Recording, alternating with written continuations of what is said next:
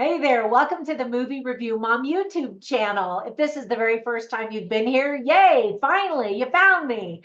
And if you're a returning subscriber, yay, thanks for coming back. I really appreciate your support. My goal is to save you time and money by sharing filmmaking quality, filmmaking content, so that you can decide whether or not you want to spend time or money or both watching a particular film. So today, the movie I'm reviewing is called I Used to Be Funny. This dark comedy slash drama is now playing in theaters as well as simultaneously on Fandango at Home, Prime Video, and Apple TV. The movie is rated R. It's an hour and 45 minutes, and my overall movie review mom grade is a B. So first I'm going to give you an overall, in a nutshell, kind of look at what the film is about. Then I'll point out things I liked, then things I didn't like. I'll offer tips for parents, themes worth talking about if you see this with a bunch of friends, interesting lines, funny lines, and we'll finish up with recommendations for other films that are sort of similar that you might also really like if you like this one, or vice versa. If you like the other ones, then you might like this one. All right, let's dive in. So in a nutshell, the story is about a girl named Sam, a stand-up comedian who struggles with PTSD and whether or not she should join the search for a missing teenage girl she used to nanny. The Canadian indie film was directed by Ali Pankiv, who also wrote it. This is her directorial debut, and already the movie's been nominated for awards from several film festivals. So kudos to Ali. So quick tips for parents. The film is rated R and not appropriate for kids. They would be bored anyway.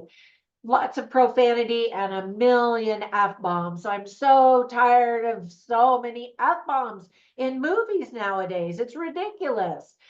Anyway, there are some crude conversations about people who are in the LGBTQ community and their relationships. We see an unmarried couple in bed together. We see a young woman in a bathtub, but we don't see any private parts. Thank goodness. I just don't need to see all of that in order to understand what's happening in that scene, right? There's also drug use talked about and portrayed, and we see terrible behavior when people are drunk and or on drugs. So some of the themes that are illustrated very well are PTSD, relationships, self-worth, supporting friends, bad cops, and rape. So here's a long list of things that I really liked about this movie. First of all, I had never seen Rachel Sennett perform her stand-up in real life before, but I thought she was really terrific in this. She showed a great range of emotions, both from wise, cracking, quick talking comedy to some serious dramatic moments. The entire cast really did a fantastic job, and their characters really felt like real people, not actors pretending to be these characters. You know what I mean? The talent includes Olga Petza, Jason Jones, Sabrina Jalise, Caleb Huron, and many more. The film does a great job of blending drama and trauma with comedy. And that is really tricky to do, even though I just reviewed another movie that also does that one. That one's called Ghostlighting. You can watch my review on that one. But I'll tell you about some other movies here at the very end.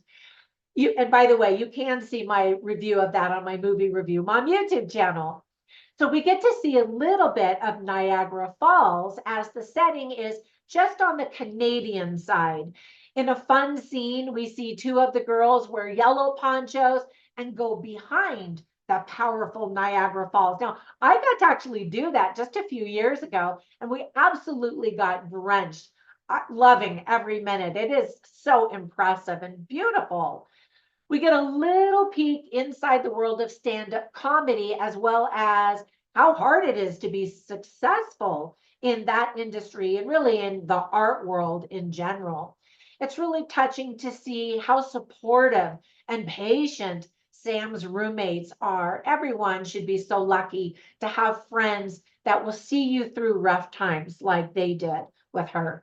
Now, with all of that praise, there were some things that I didn't like or just thought could have been done differently or better. For example, the movie bounces around from past to present and back again, which can be a little bit confusing if you're trying to figure out the timeline. That being said, I do like the nonlinear style of storytelling in movies. When it's done well and it's done clearly, I think it can be very effective. And in this case, it's a little bit annoying because we have to wait so long to figure out exactly what prompted this PTSD. We're patiently waiting and wondering and rooting for Sam, but we're like, what is it that just, has messed her up so much? And by the end, we're like, oh, yeah, that was not very good, was it? The dialogue is really good in the movie. However, as I mentioned before, why did there have to be so many stinking F-bombs? I understand that that's probably the language of the characters in the movie, but I'm so tired of feeling constantly assaulted whenever I try to watch movies nowadays. Truly, I feel like F-bombs are just weak and poor writing, and it's weak and poor communication in real life when people use that. But okay, that's my little movie review mom rant. I'm such a mom. All right. So whenever I watch movies, I always write down funny lines and interesting lines simply so I can share them with you so you get a taste for the dialogue and the script writing quality. And you can see all of them on my written review at moviereviewmom.com. I'll share some of them with you right now, though. So Paige is one of Sam's roommates, and she is hilarious and very supportive and patient with Sam. And so, Sam has been in bed for days and weeks and just in a total funk and depression. And so finally, she takes this bath and Paige says to her, good job for washing your body. Like it's been a really long time. And then Sam walks into this house and it's very fancy. And she sees this a pot with some orchids in it. And she says, orchids are so psychotic. And I was like, wait, is that what she said? That's such a funny, random thing to say. Orchids are beautiful and delicate and elegant. And anyway, I just thought that was so random and funny. Sam is talking to she's trying to get a job as a nanny. And so she's talking to the father of this teenage girl that she would be an au pair for. And so she's talking to him and explaining, she says, I spend most of my time with overgrown children. And she's referring to her roommates and all these other stand-up comedians, which I thought was kind of cute.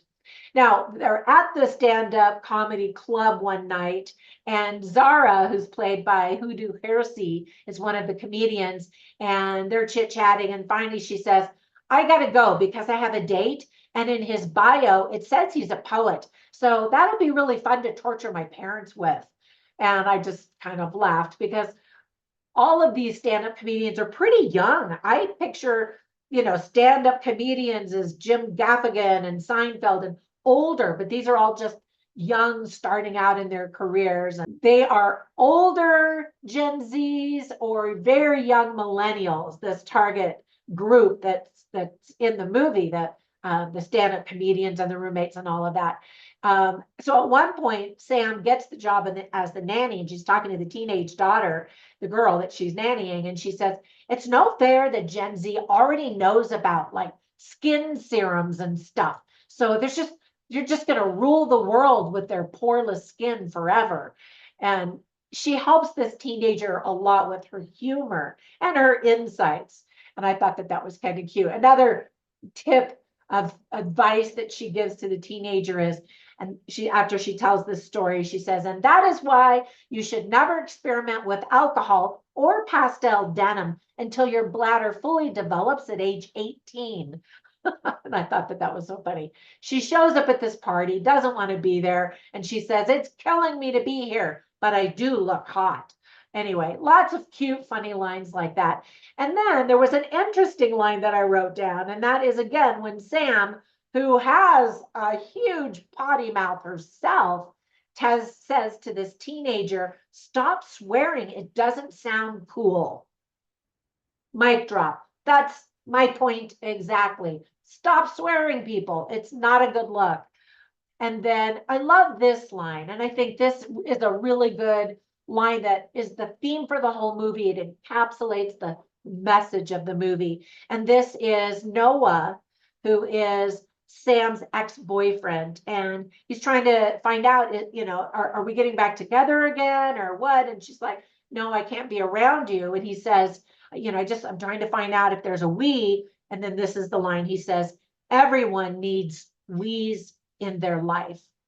And I loved that because it's absolutely true. We can't survive this life alone. We need each other. And I just thought that that was a great message of the entire movie. Good movie about friendship. All right, so let me give you recommendations for 3 movies that I instantly thought of as I was watching this film. The first one is She Said. Now, all 3 of these movies actually are about rape. She Said is more of a hard-hitting, true story drama and excellent performances. Unfortunately, it's based on the true story and the events of Harvey Weinstein. So if you haven't seen that, it's good, it's interesting. Another one that was fictional but fantastic is Promising Young Woman.